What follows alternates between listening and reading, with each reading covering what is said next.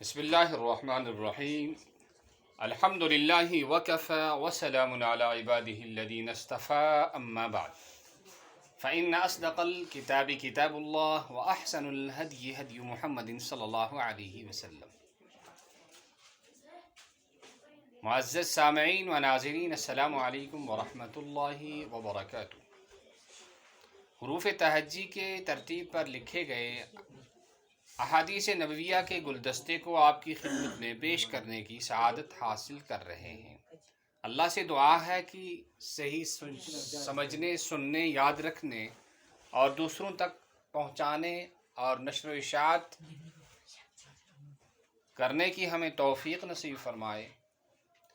اور آج جو حدیث ہم پڑھنے جا رہے ہیں وہ ہے جیم سے پیش کی جانے والی دوسری حدیث، اور یہ ہے جعلت لی الارض مسجدا وطہورا، بخاری شریف کتاب الصلاۃ.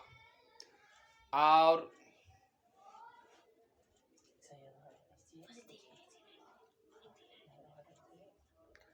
اس کا انگریزی ترجمہ سماعت فرما لیں.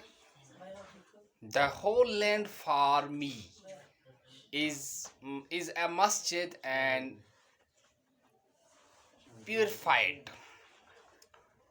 اور اردو میں اس کا ترجمہ سماعت فرما لیں، زمین کو میرے لیے مسجد اور پاک بنایا گیا. اور کشمیری میں اس کا ترجمہ سماعت فرمائیں، زمین آئی میری باپت مسجد دی پاک بناونا. اور پہاڑی میں اس کا ترجمہ ہے، زمین مڑے واسطے مسجد اور پاکی حاصل کرنا دا ذریعہ بن گئی.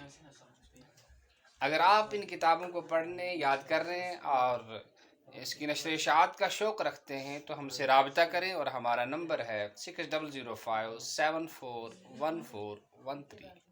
والسلام علیکم ورحمۃ اللہ وبرکاتہ.